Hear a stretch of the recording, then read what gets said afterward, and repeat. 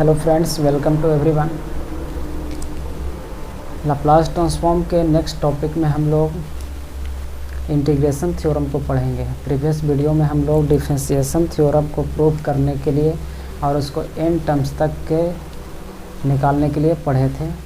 Tricky बताया गया था उसमें एन टर्म्स का डिफरेंशिएशन क्या होगा डिफरेंशिएशन थ्योरम के हेल्प से। उसी तरह से यहाँ भी हमको अब आगे इंटीग्रेशन थ्योरम को प्रूव करना है कि यदि कोई फंक्शन टाइम डोमेन का फंक्शन का लाप्लास ट्रांसफॉर्म निकल सके, यानी टाइम डोमेन फंक्शन को फ्रीक्वेंसी डोमेन फंक्शन में कन्वर्ट किया जा सके, तब उसका इंटीग्रेशन फॉर्म है, उसी का इंटीग्रल फॉर्म रहेगा। तब हम क्या करेंगे, उसको कैसे निकालेंगे लाप्लास ट्रांसफॉर्म, ये करना है। तो ये कहता है कि यदि किसी फंक्शन का लाप्लास ट्रांसफॉर्म, इंटीग्रेशन थ्योरम हम देखेंगे।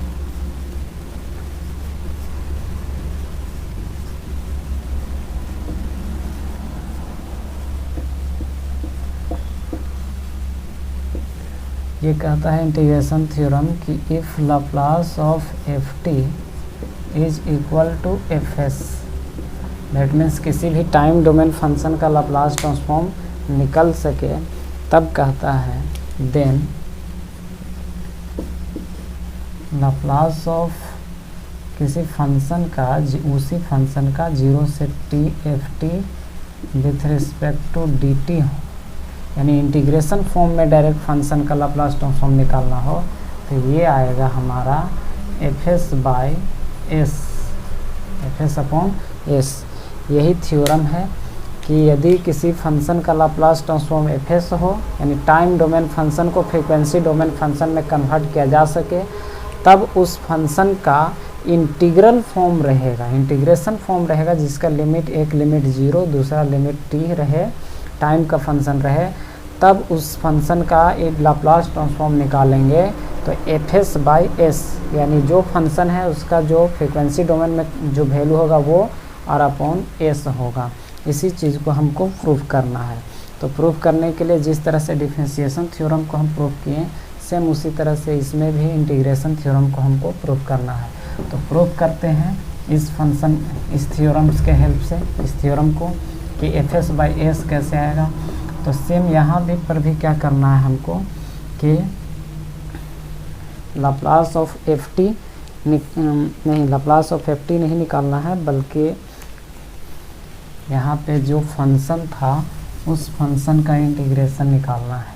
क्या फंक्शन था, हमको निकालना है Laplace of integration 0 to T F T D T, इसका निकालना है लाप्लास।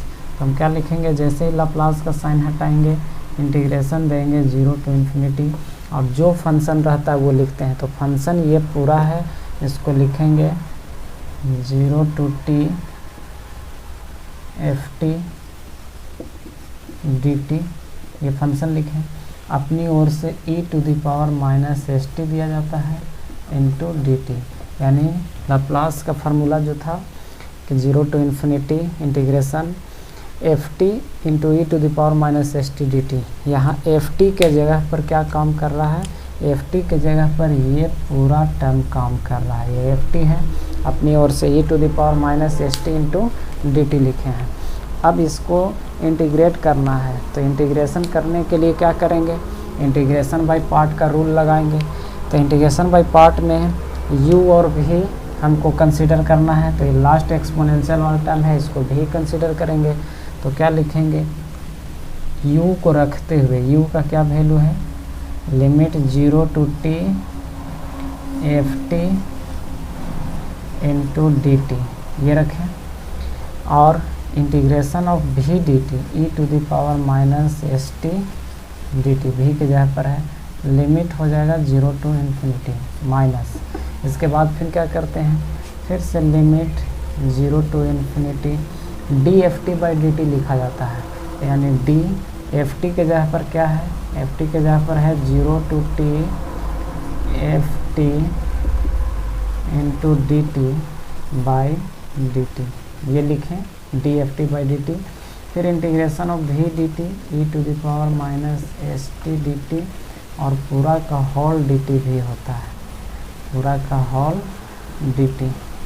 ये फार्मूला है इंटीग्रेशन बाय पार्ट का, जिस फार्मूले पर इसको ब्रेक किया गया है, तोड़ा गया है। आगे इसको सोल्व करने के लिए क्या करेंगे हम, देखिए यहाँ इंटीग्रेशन, तो इसको ऐसे लिखेंगे इंटीग्रेशन 0 to t ft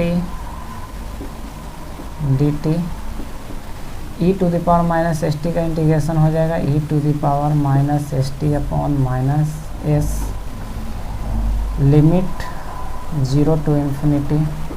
फिर देखिए यहाँ माइनस को माइनस लिखें, इंटीग्रेशन 0 to इन्फिनिटी, और यहाँ देखिए कि इस फंक्शन का टाइम के रिस्पेक्ट में इंटीग्रेट करना है और टाइम के रिस्पेक्ट में ही डिफरेंशिएट करना है। तो इंटीग्रेशन और डिफरेंशिएशन एक दूसरे के अपोजिट, ये दोनों एक दूसरे को कैंसिल कर लेंगे और सिर्फ यहाँ पे बचेगा फंक्शन एफ टी, और इसका इंटीग्रेशन हो जाएगा e to the power minus s t का e to the power minus s t upon minus s, और ये लास्ट वाला dt जो है ये बचा रहेगा। तो इस तरह से ये हुआ। अब इसके बाद हमको लिमिट सोल्व करना है, तो लिमिट सोल्व करने के लिए क्या करेंगे,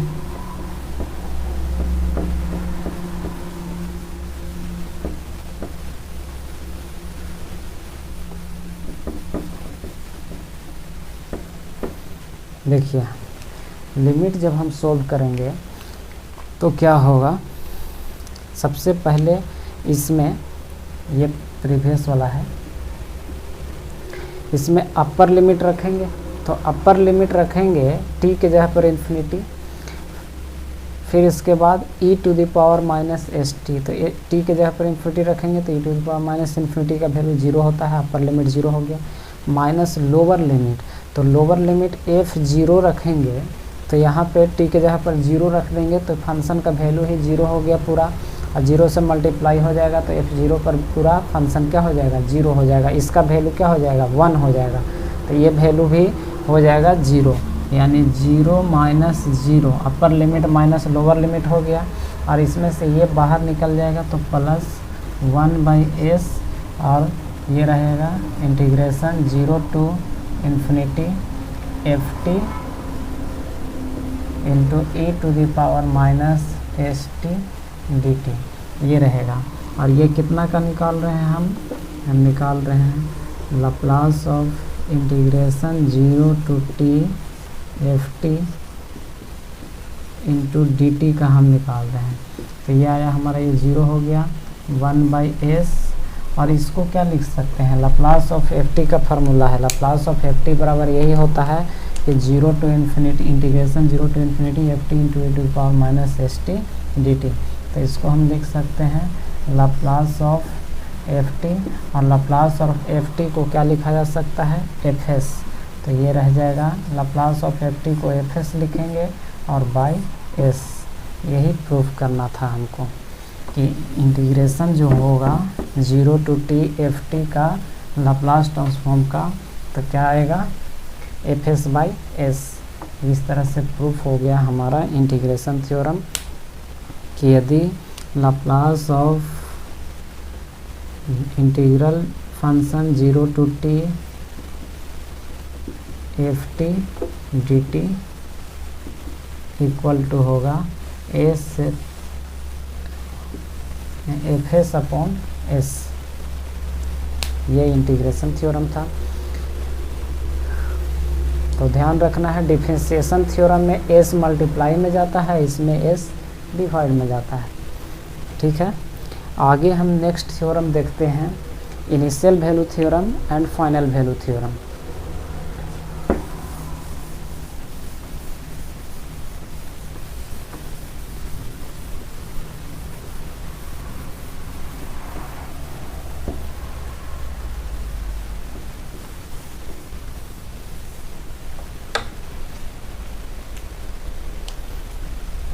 नेक्स्ट थ्योरम है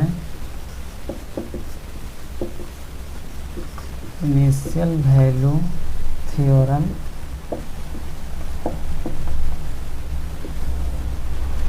किसी फंक्शन का इनिशियल वैल्यू निकालना हमको, अगर निकालना है तो इनिशियल वैल्यू क्या होगा और उसी का फाइनल वैल्यू क्या होगा, वही हमको निकालना है। तो इनिशियल वैल्यू थ्योरम से, इनिशियल वैल्यू थ्योरम क्या कहता है, पहले उसका ध्यान रखना है, पहले इसके बारे में सुनिए।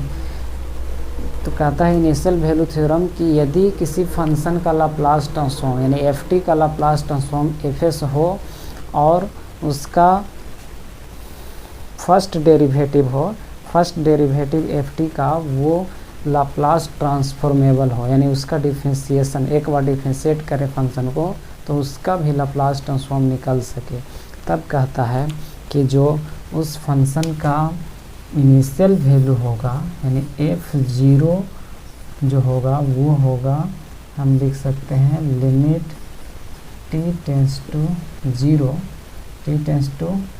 0 ft। इसी चीज़ को लिखा गया है, f0 लिखें या t टेंस टू 0 ft लिखें लिमिट लगा करके, तो फिर t का वैल्यू जब 0 लिखेंगे तो यही f0 आ जाएगा, बराबर होगा limit s tends to infinity sfs। ये है हमारा इनिशियल वैल्यू थ्योरम। कब?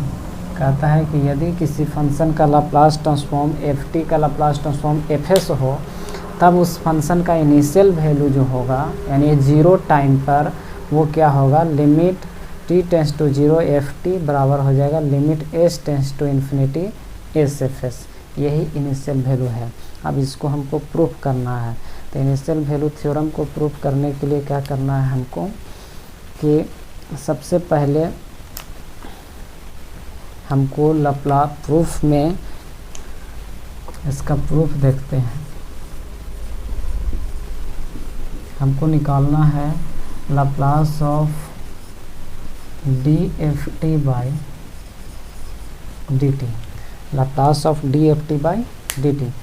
तो Laplace of dft by dt निकालते हैं तो क्या होता है, फार्मूला से लिखेंगे यदि हम तो लाप्लास का साइन हटाते हैं तो इंटीग्रेशन होता है 0 टू इन्फिनिटी, जो फंक्शन रहता है वो लिखते हैं यानी dft बाई dt। उसके बाद अपनी ओर से e to the power minus st और dt यही लिखते हैं।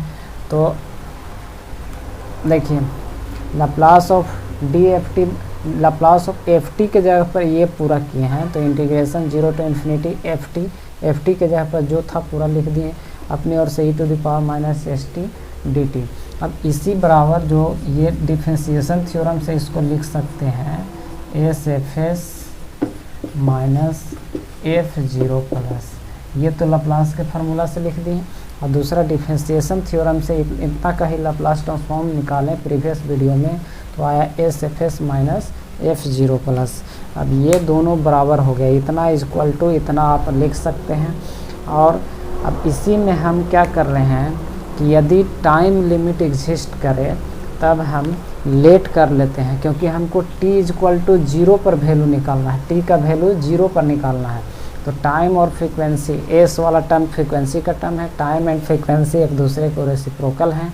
तो टाइम का वैल्यू 0 रखेंगे तो s का वैल्यू जाहिर से क्या है, इन्फिनाइट हो जाएगा, और टाइम का वैल्यू इन्फिनिटी रखेंगे तो s का वैल्यू 0 होगा।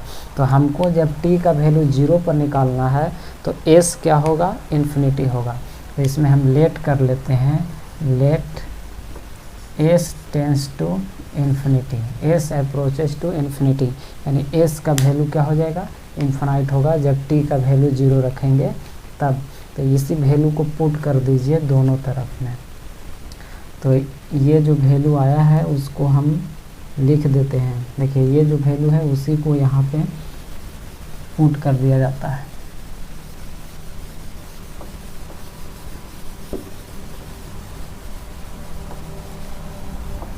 आया है हमारा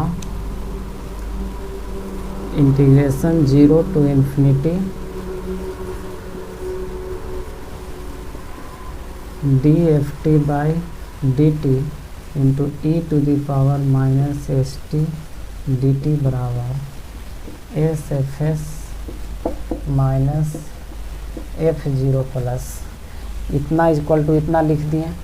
अब इसके बाद इसमें अप्रोच कर लेते हैं s टेंस टू इन्फिनिटी, तो दोनों तरफ हम लिमिट का वैल्यू पुट कर देते हैं। इधर साइड में भी ले लेते हैं limit s tends to infinity, जो फंक्शन है 0 टू इन्फिनिटी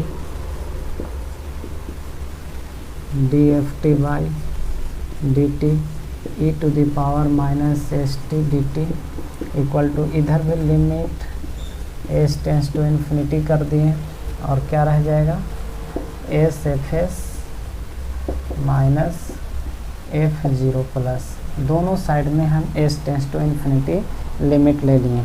अब ज़रा ध्यान दीजिए कि दोनों साइड में हम लिमिट लगा दिए।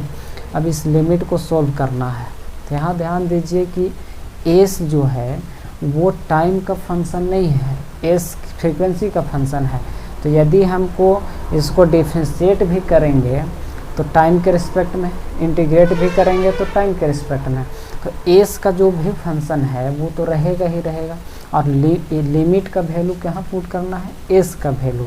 तो एस यहाँ टाइम का फंक्शन नहीं है, इसलिए ये एलाउएबल है कि बिना इंटीग्रेट किए, बिना इंटीग्रेशन किए हम एस का वैल्यू पुट कर सकते हैं, लिमिट का वैल्यू पुट कर सकते हैं। क्योंकि लिमिट जो है यहाँ पे एस का, लिमिट का वेरिएबल एस है और इंटीग्रेशन डिफरेंशिएशन का वेरिएबल क्या है, टाइम है। तो डिफरेंशिएशन इंटीग्रेशन होने से इस लिमिट वाला पर कोई इफेक्ट नहीं पड़ेगा, इसलिए इसका वैल्यू हम पहले पुट कर दें, बिना इंटीग्रेट किए पुट कर देंगे तो क्या होगा, ए एस का वैल्यू इन्फिनिटी पुट कर देंगे तो e to the power minus infinity हो जाएगा। और e to the power minus infinity का वैल्यू क्या होता है, ज़ीरो होता है। तो e to the power minus infinity का वैल्यू ज़ीरो हो जाएगा।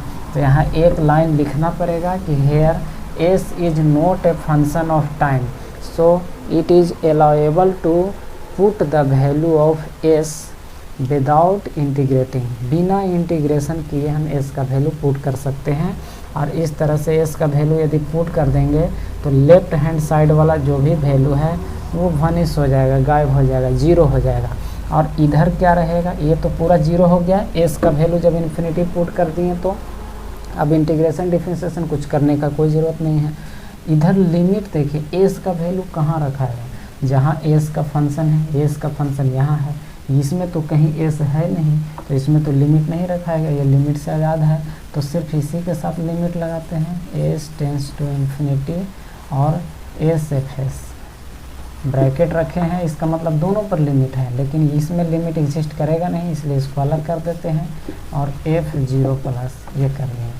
तो अब ये जीरो आया, इसको इधर लाएं तो क्या हो जाएगा, प्लस में हो जाएगा, यानी f zero plus equal to आया है limit s tends to infinity s f S.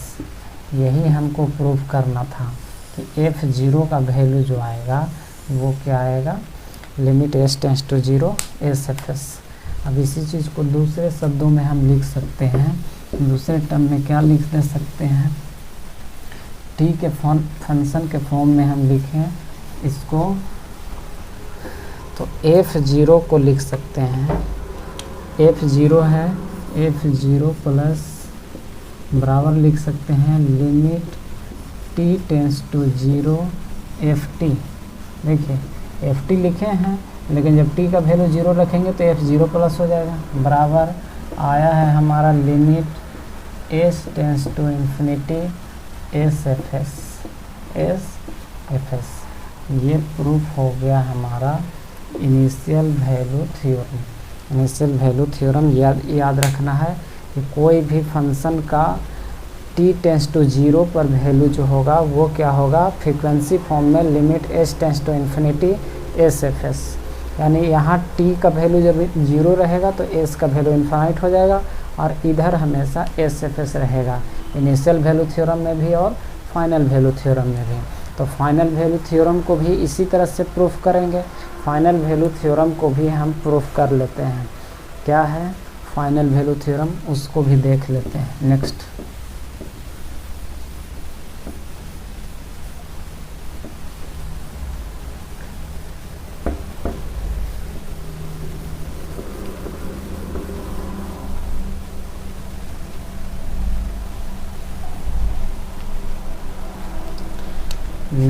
Final value theorem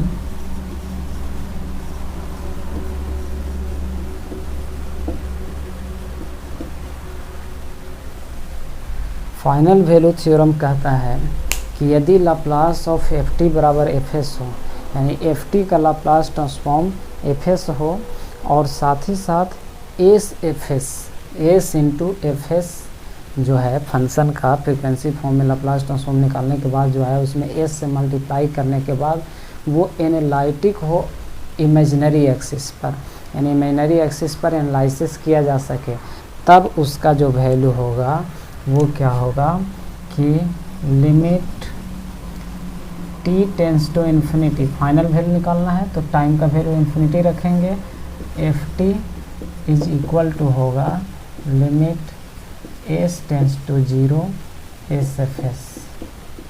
ये फाइनल वैल्यू थ्योरम कहता है कि किसी भी फंक्शन का यदि फाइनल वैल्यू निकालना है, यानी final t tends to infinity पर निकालना है सबसे लास्ट में, तो हो जाएगा लिमिट एस टेंस टू 0 और एस एफ एस। तो ध्यान रखना है कि दोनों थ्योरम में, इनिशियल वैल्यू थ्योरम और फाइनल वैल्यू थ्योरम में, दोनों में रिजल्ट आ रहा है एस एफ एस, सिर्फ लिमिट का अंतर है। इनिशियल वैल्यू निकालना है तो हमको टी टेंस टू इन्फिनिटी रखेंगे, अब टाइम जैसा रखेंगे उसका उल्टा रख देंगे, क्या रख देंगे, फ्रीक्वेंसी वाला का लिमिट। टाइम का वैल्यू इन्फिनाइट है तो फ्रीक्वेंसी का वैल्यू 0 है। इनिशियल वैल्यू में टाइम का वैल्यू 0 था तो फ्रीक्वेंसी का वैल्यू इन्फिनिटी था, राइट साइड में एस एफ एस है।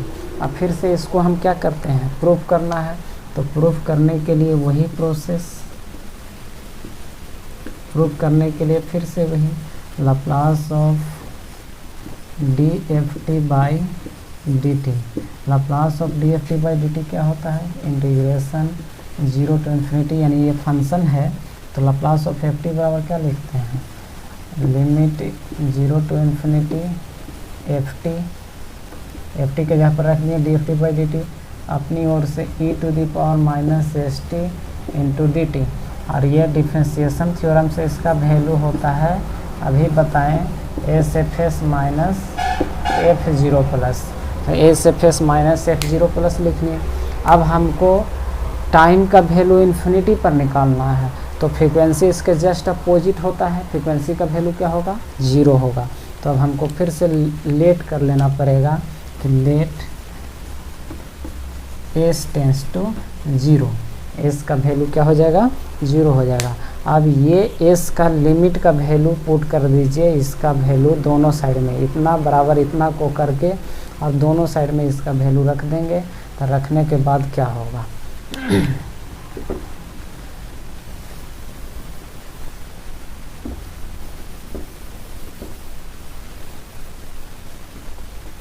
जो है वो रख देते हैं लिमिट के साथ, यानी लिमिट एस टेंस टू 0 और फंक्शन है 0 to infinity integration d f t by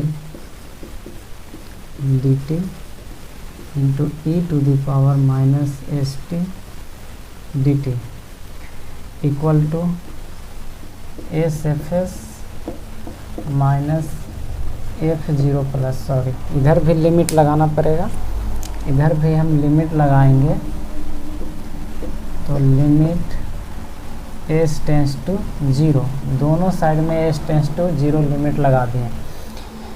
अब इसको सोल्व कर दीजिए, जो आएगा रिजल्ट हमारा लिमिट सोल्व करने के बाद वो फाइनल वैल्यू को रिप्रेजेंट करेगा।